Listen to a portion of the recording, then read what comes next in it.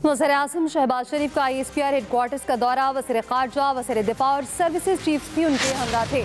मौजूदा सिक्योरिटी माहौल से मुतालिक तफसीली ब्रीफिंग दी गई। पाकिस्तान के मशरकी सरहद पर भारत के बढ़ते जारहाना और इश्तियाल अंगेज़ बयानात पर रिवायती ख़तरे के लिए तैयारियों पर तवज्जो मरकूज़ की गई। वज़ीर-ए-आज़म ने ISI के पेशावराना महारत और स्ट्रेटेजिक फ़हम की तारीफ़ की। शहबाज शरीफ ने कहा, पूरी कौम अपनी बहादुर अफवाज के साथ खड़ी है। पाक फौज दुनिया की सबसे पेशावराना और नस्म व ज़ब्त की हामिल फौज में से एक है।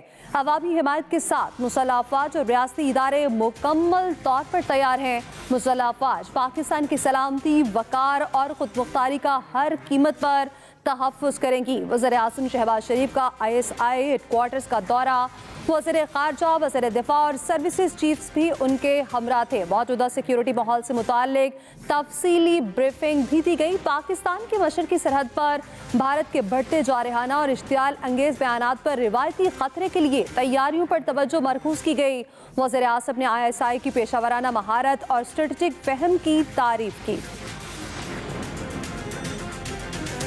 पाकिस्तान दहशतगर्दी में मुलविस नहीं, तहम्मुल को कमजोरी ना समझा जाए। Chairman Peoples Party Bilawal Bhutto Zardari का कौमी असम्बली में खिताब, कहा पाकिस्तान की सालमियत और वकार पर कोई आंच नहीं आने देंगे। The government of India has unleashed a torrent of accusations following a heinous act in occupied Kashmir. Pakistan had no hand in that crime. We do not export terror. We are the victims of terrorism. India must abandon terrorism as a tool of its foreign policy. How can you fight terrorism while practicing state terrorism in Kashmir?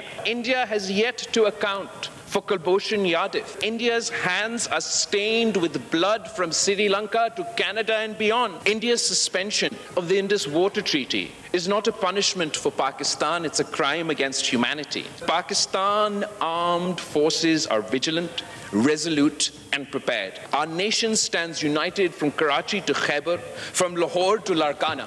Bharat दहशतगर्दी का सबसे बड़ा exporter है। दहशतगर्दों के ताने बाने भारत से मिलते हैं। वज़ीर इत्तलात अता तारड़ का कौमी असम्बली में इजहार ख्याल, कहा दुश्मन पाकिस्तान पर हमले की ताक में बैठा है, लेकिन वो नहीं जानता कि किस कौम को ललकारा है। मुल्क की सालमियत का मामला सियासत से बालातर है। हमारा दामन साफ है, भारत शफाफ तहकीकात करा ले। जब इस मुल्क की सालमियत की बात आती है, हम तब भी पॉलिटिकल पॉइंट स्कोरिंग से बाज नहीं आते। ना मैं आपके लीडर को बुरा कहूंगा, ना मैं अपने लीडर को अच्छा कहूंगा, क्योंकि आज बात पाकिस्तान की है, सिर्फ पाकिस्तान की और सिर्फ पाकिस्तान की है। जब दुश्मन ताक में बैठा है कि उसने हमला कब करना है, इधर से मुर्दाबाद के नारे लगे, इधर से जिंदाबाद के नारे लगे, मेरी पाकिस्तानियत गवारा नहीं करती। दहशतगर्दी का विक्टिम भी हम, दहशतगर्दी के खिलाफ जंग भी हम लड़े, और उसके बाद दहशतगर्दी का इल्जाम भी तुम हम पर लगे। तुम्हें शर्म आनी चाहिए, शर्म से डूब मरो। ऐसा इल्जाम लगाते हैं पाकिस्तान के ऊपर। पाकिस्तान ने डिप्लोमेटिक सतह पे भारत को जो मार मारी है, उनकी नस्लें याद रखेंगी इंशाल्लाह ताला अल्लाह के फजल से। आप अल जजीरा की स्टोरीज देखें, आप न्यूयॉर्क टाइम्स को देखें, पूरा इंटरनेशनल मीडिया ये कह रहा है भारत के पास पाकिस्तान को इस वाक़े से लिंक करने का कोई सबूत नहीं है। I would like to tell the international community, we have credible, verifiable, undeniable evidence against Indian state-sponsored terrorism in Pakistan. नायब वज़ीर-ए-आज़म इसहाक़ डार और अफ़गान वज़ीर ख़ारजा आमिर खान मुत्तकी का टेलीफोनिक रब्ता हुआ। तर्जुमान दफ्तर ख़ारजा के मुताबिक नायब वज़ीर-ए-आज़म ने अफ़गान वज़ीर ख़ारजा को भारतीय इश्तियाल अंगेज़ी से आगाह किया।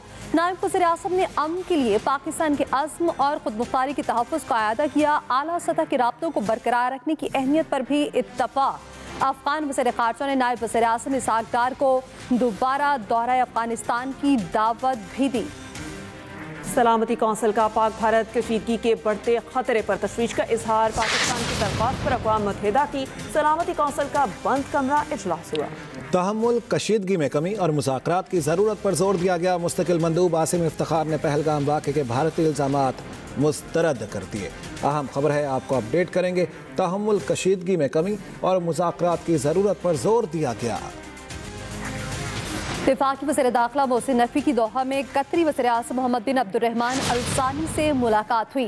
पाक भारत कशीदगी और खित्ते की मौजूदा सूरत हाल पर बातचीत। मोहसिन नकवी ने पाकिस्तान के ठोस और उसूली मौक़िफ़ से आगाह किया।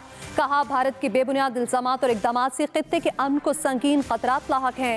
कतरी वज़ीर-ए-आज़म का कशीदगी में कमी के लिए सफारती कोशिशों की ज़रूरत पर जोर। वफाकी वज़ीर दाखिला मोहसिन नकवी की दोहा में कतरी वज़ीर-ए-आज़म मोहम्मद बिन अब्दुर्रहमान अल सानी से मुलाकात हुई। पाक भारत कशीदगी और खित्ते की मौजूदा सूरत हाल पर बातचीत की गई। मोहसिन नकवी ने पाकिस्तान के ठोस और उसूली मौक़िफ़ से उन्हें आगाह किया और कहा कि भारत के बेबुनियाद इल्ज़ामात और इक़दाम से खित्ते के अमन को संगीन ख़तरात लाहक हैं। कतरी वज़ीर-ए-आज़म का कशीदगी में कमी के लिए सफारती कोशिशों की ज़रूरत पर जोर दिया गया। वफाकी वज़ीर दाखिला मोहसिन नकवी की दोहा में कतरी वज़ीर-ए-आज़म से मुलाकात हुई। इस मुलाकात में पाक भारत कशीदगी और खित्ते की मौजूदा सूरत हाल पर तबादला ख्याल हुआ। मोहसिन नकवी ने पाकिस्तान के ठोस और उसूली मौक़िफ़ से आगाह किया।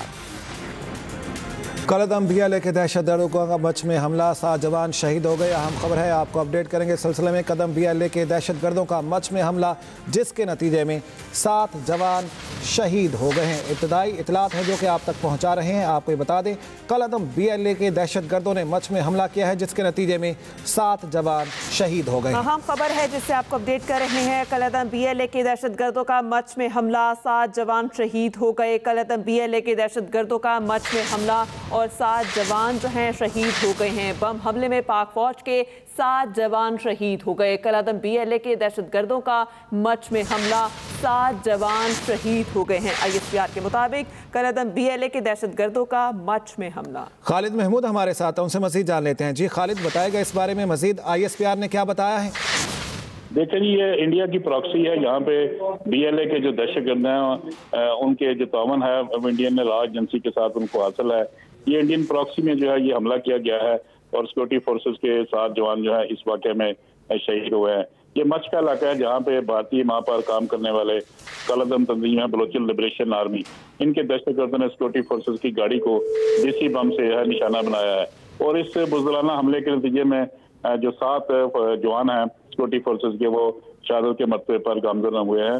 और इस हवाले से शोधा में जो है सूबेदार मोहम्मद उमर फारूक, नाइक आसिफ खान, नाइक मशकूर अली, सिपाही तारक नवाज, सिपाही वाजिद अहमद फैज, सिपाही मोहम्मद आसम, जबकि सिपाही मोहम्मद काशिफ शामिल हैं। ये जो जवान है ये सिक्योरिटी फोर्सेस के ये इस वाक़े में शहीद हुए हैं। और वाक़े के बाद इलाके में क्लियरेंस और सर्च ऑपरेशन इस वक्त जारी है ताकि दहशतगर्दों को अंजाम तक पहुंचाया जा सके। पाक फौज के तर्जुमान का ये कहना है कि इस घिनौने और बुज़दिलाना हमले के जिम्मेदारों को कैफरे किरदार तक पहुंचाया जाएगा और पाक फौज, कानून नाफिज करने वाले अदारे और पूरी कौम बलूचिस्तान में अमन, तरक्की और इस्तेहकाम को नुकसान पहुंचाने की हर कोशिश को नाकाम बनाएंगे। और हमारे बहादुर सिपाही ये कुर्बानियां हमारे अज़्म को मज़ीद मजबूत करती हैं। जी सही। खालिद महमूद, इस सिलसिले में ISPR की जानिब से कुछ बताया गया है कि ज़िला किची के इलाके मच में किस हद तक क्लियरेंस ऑपरेशन किया जा रहा है, उसका पैमाना क्या है? जी देखें जी, ये वाक़या आपसे कुछ देर पहले आया है जहाँ पे सिक्योरिटी फोर्सेज ने इस इलाके को जो है ऑलरेडी, क्योंकि सर्च ऑपरेशन वहाँ पे जारी हैं, इस वाक़े के बाद भी जारी हैं और जगह जगह जहाँ भी सिक्योरिटी फोर्सेज को किसी भी किस्म का शक होता है तो वो वहाँ पे ऑपरेशन भी करते हैं। लेकिन ये वाक़या क्योंकि बलूचिस्तान जो BLA है, कलदम तंजीम BLA है, इसको भारत की पुष्पनाई हासिल है और भारतीय खुफिया एजेंसियां जो है वो उनको सपोर्ट करती हैं। और ये वाक़या उसी बुनियाद पर है कि ये प्रॉक्सी वार इस वक्त बलूचिस्तान में जारी है, जो कि इंडियन जो बेस्ड है वो ये सारे BLA के जो दहशतगर्द हैं वो ये कार्रवाइयाँ करते हैं। लिहाजा इस वक्त भी इस इलाके में ऑपरेशन जारी है क्योंकि BLA ने गुज़श्ता 1 माह से बलूचिस्तान में अपनी जो दहशतगर्दाना कार्रवाइयाँ हैं वो जारी रखे हुए हैं, जिनको सिक्योरिटी फोर्सेज ने बड़ी हद तक जो है कंट्रोल कर लिया है। अब इक्का दुक्का वाक़यात होते हैं जहाँ पे इन दहशतगर्दों को जो है बैरूनी अमदाद हासिल होती है और बैरूनी असला और बैरूनी फंडिंग इनको की जाती है और बलूचिस्तान में वो ऐसे वाक़या के जिम्मेदार होते हैं। लिहाजा इस वक्त भी इससे पूरे इलाके में जो कच्छ का इलाका है वहाँ पे सिक्योरिटी फोर्सेज जो है वो ऑपरेशन कर रही हैं और सिक्योरिटी फोर्सेज सर्च ऑपरेशन के दौरान ये तलाश कर रही हैं कि कोई भी दहशतगर्द अगर वहाँ पे मौजूद हो तो उसके खिलाफ कार्रवाई की जा सके। इस जो वाक़या में है इसमें भी बहुत सारा जो असला बारूद है वो भी बरामद हुआ, लेकिन क्योंकि एक गाड़ी को जो है वो हिट किया गया इस पूरे वाक़े में। तो इस गाड़ी में जो सवार सिक्योरिटी फोर्सेस के जवान थे वो इस वाक़े में शहीद हुए हैं। अब जो है पूरे इलाके में ये सर्च ऑपरेशन जारी है कि अगर कोई भी दहशतगर्द वहाँ पे मौजूद हो तो उसके खिलाफ कार्रवाई की जा सके। तमाम जो सिक्योरिटी फोर्सेस है उन्होंने फिर इस अज़म का इज़हार किया है कि बलूचिस्तान से दहशतगर्दी के खात्मे के लिए जो हमारी कुर्बानियाँ हैं, सिक्योरिटी फोर्सेस के जवानों की जो कुर्बानियाँ हैं वो कभी रायगा नहीं जाएंगी और सिक्योरिटी फोर्सेस के जवानों के अज़म जो है वो बुलंद है और दहशतगर्दी का खात्मा हर सूरत में इलाके से किया जाएगा। जी सही। अच्छा खालिद, ये भी बताएगा कि क्लियरेंस ऑपरेशन कब तक जारी रहेगा और इस वाक़े के बाद क्या कोई गिरफ्तारी अमल में आई या मौके पर कोई दहशतगर्द जहन्नुम वासिल हुआ? जी देखिए, ये क्योंकि एक बारूदी सुरंग का धमाका है जो कि गाड़ी के नीचे नस्ब किया गया था, लिहाजा इसके बाद ये वाक़या तो हो गया, गाड़ी को उन्होंने निशाना बनाया जिसमें सिक्योरिटी फोर्सेस के साथ जवान जो हैं वो शहीद हुए हैं। इसके बाद ये पूरा इलाका है, कच्छ का इलाका है, यहाँ पे ऑलरेडी भी सिक्योरिटी फोर्सेस मौजूद है, लेकिन इसके बाद इस वाक़े के बाद जो है वो सर्च ऑपरेशन शुरू किया गया है और अभी तक जो दहशतगर्द हैं उनकी तलाश जारी है। ताहम उनके ठिकाने को जो है निशाना बनाया जा रहा है, जहाँ भी वो दहशतगर्द होंगे उनको टारगेट किया जाएगा। जी, जहाँ भी दहशतगर्द होंगे उनको टारगेट किया जाएगा। खालिद महमूद, आपका बहुत शुक्रिया। कराची में आज गरज चमक के साथ हल्की बारिश की पेशगोई है। महकमा मौसमियात के मुताबिक पंजाब में बारिश बरसाने वाला सिस्टम 2 रोज बाद फिर से आएगा। लाहौर समेत पंजाब भर में गर्द आलूद हवाएं चलने का इम्कान है। खैबर पख्तूनख्वा के बेशतर अजला में मौसम जुज़वी अबर आलूद रहने की तवक्को है। मरी और गलियात में मतला जुज़वी अबर आलूद, इस्लामाबाद में मौसम खुश्क, कोयटा समेत बलोचिस्तान के बेशतर अजला में भी मौसम खुश्क रहेगा। खुशदार लसबेला में तेज़ हवाओं और गरज चमक के साथ बारिश मुतवक्के है। Welcome back to control room. दरिया चनाब में भारत की जानिब से आने वाले पानी में इजाफा होने लगा। महकमा आबपाशी के मुताबिक हेटमराला के मकाम पर पानी की आमद 26,400 क्यूसेक हो गई। पानी के बहाव में इजाफे के बाद हेटमराला से पानी का अखराज शुरू कर दिया गया है। तफसीलात इस हवाले से क्या है, अनवर हुसैन से जान लेते हैं। जी बताइएगा। जी, मैं इस वक्त बराला बराज पर मौजूद हूँ और इस वक्त जो पानी की आमद है वो 25,000 क्यूसेक के लगभग है और यहाँ पे अखराज 15,000 क्यूसेक के लगभग है। गुज़श्ता रोज़ इसकी मिकदार कम होकर 3,000 के लगभग रह गई थी और चंद दिन अगर पीछे चले जाएँ तो ये 80,000 के लगभग थी। और माहिरीन का कहना है कि चंद साल अगर पीछे चले जाएँ तो इन दिनों में 90,000 और से लेके 1,00,000 क्यूसेक तक यहाँ पानी आमद रहती थी। यहाँ पे नहरों की अगर जिक्र किया जाए तो BRB नहर में पानी की मिकदार इस वक्त जो है वो 15,000 क्यूसेक है और मराला रावी लिंक बिल्कुल खुश्क जा रही है।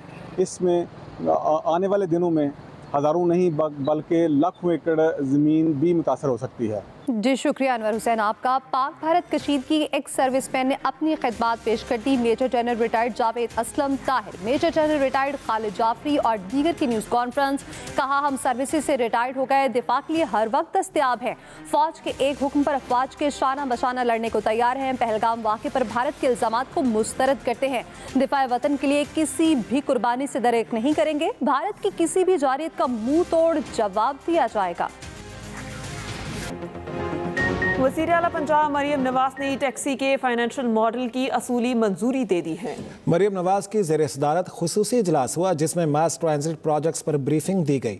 इजलास में येलो लाइन मास ट्रांजिट सिस्टम की फिजिबिलिटी स्टडी रिपोर्ट पेश की गई।